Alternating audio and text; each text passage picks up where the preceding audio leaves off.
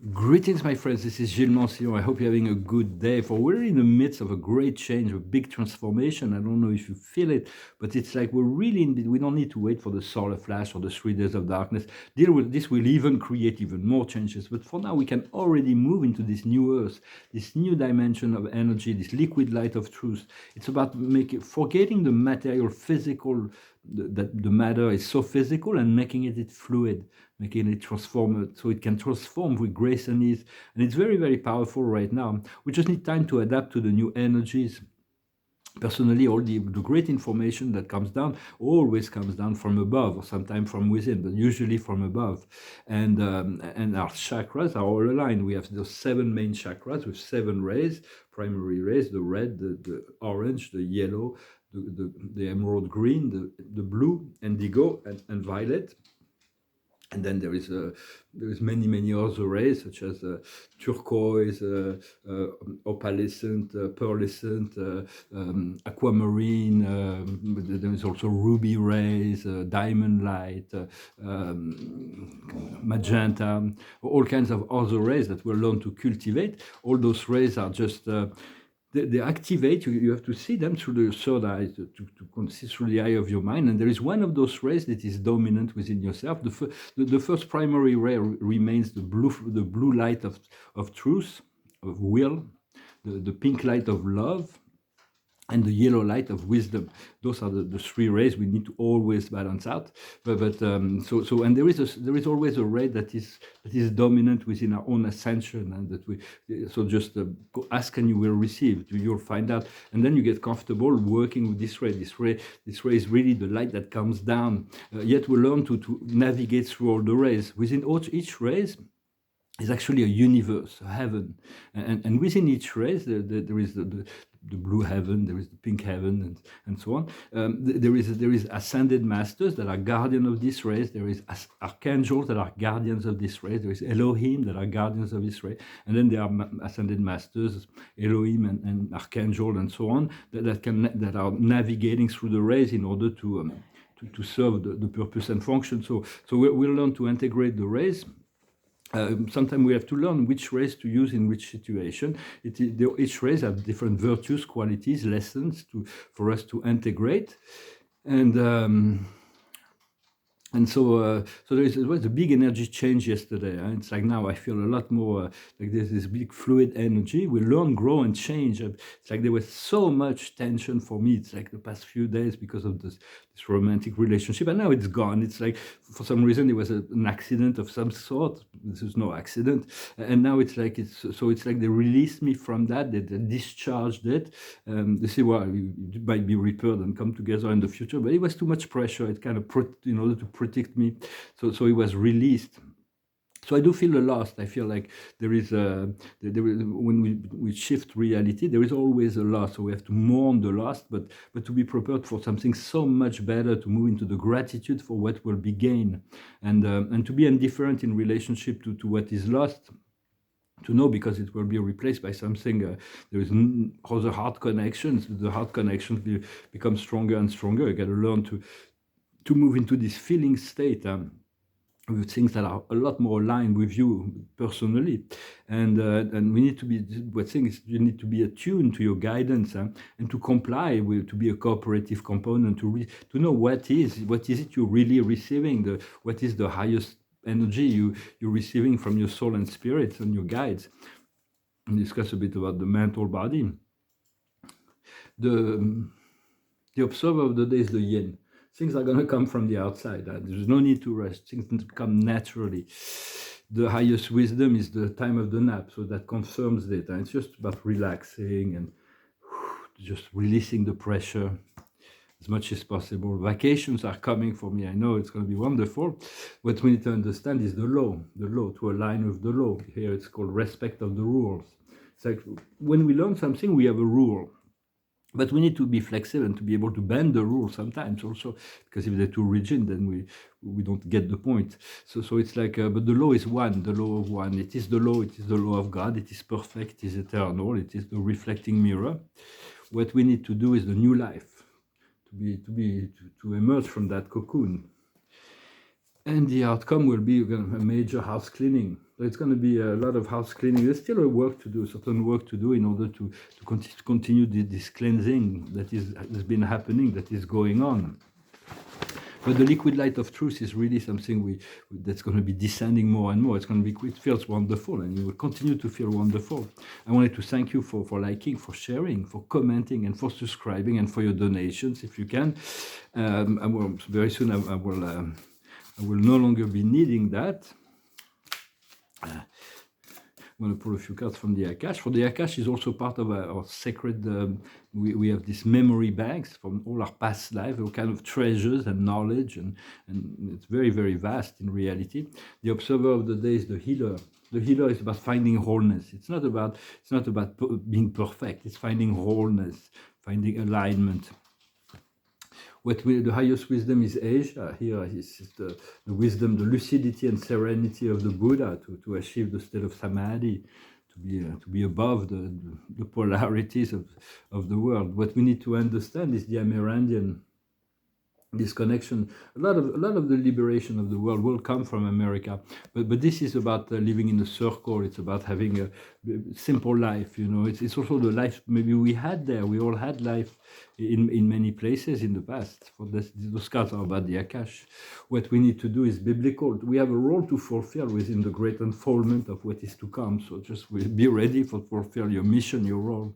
And the outcome is community life. For we're here to be part of this global community.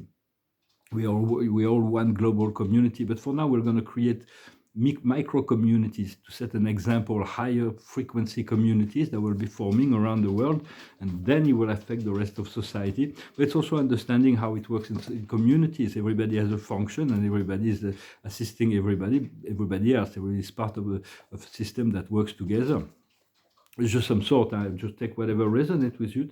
So see what comes as an intuitively. I also wanted to say that all the planets, there's millions, billions of planets that are inhabited, and they don't have this precious gift of the I am presence here. Every human being have an I am presence. It's a paradise minister who's called the mystery monitor or the thought adjuster. So he lives in the heart, but he works within the mind. And because the mind is a gift from the mother of our universe, it's the standard mortal minds that we have to work in physical reality. And our thoughts are very personal. They depend on our will. But the thoughts are like leaves on a tree. They just go eventually. They were not our thoughts. The thoughts can be influenced by dark astral entities or angels and guides.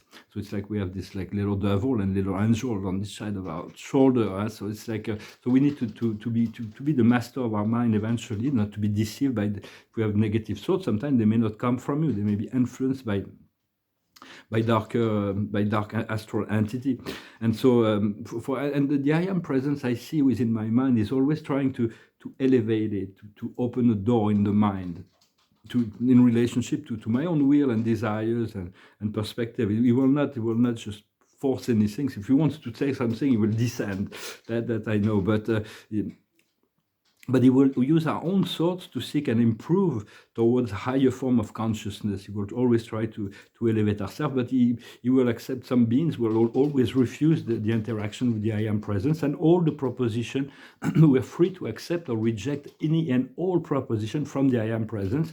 He will never impose upon them, unless our soul ask for that, but So it is. Our thoughts are being modified progressively, but we elevate our consciousness. We have a consciousness, but we live within a greater consciousness, and little by little we are expanding our consciousness.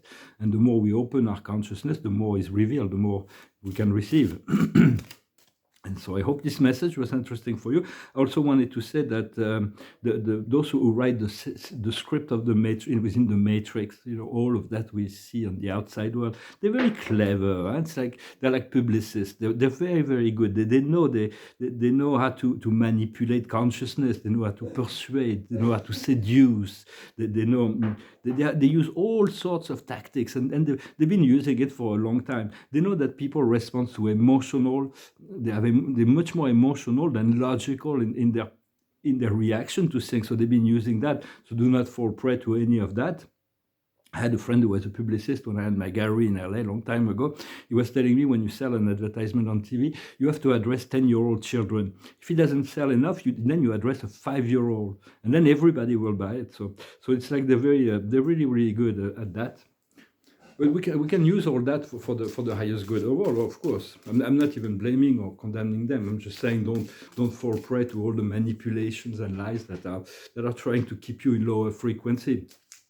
You are the creator. You can change it all. We're going to change it all. And so, well, I hope this message was interesting for you. I'm going to finish with a song that went through my mind today. It's somebody that needs to completely rethink his life in relationship to a relationship. And right now, for me, I have to distance myself a little bit from someone who's been very close to me in my heart. But I know there are other things coming, and we'll see. So it's called Losing My Religion. It goes like this. Oh, life is bigger than you, and you are not me. The lengths that I would go through, the distance in your eyes. Oh no, I said too much, I set it up. That's me in the corner, that's me in the spotlight. Losing my religion, trying to keep up with you, and I don't know if I can do it.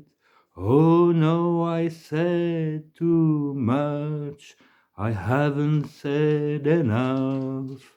I thought that I heard you laughing, I thought that I heard you sing. I think I thought I saw you try. Every whisper, every walking hour, I'm choosing my confession, trying to keep an eye on you like a hurt, lost and blinded fool. Oh no, I've said too much, I set it up. Consider this, the hint of the century. Consider this, the sleep that brought me to my knees. Fell, what all this fantasy come falling down.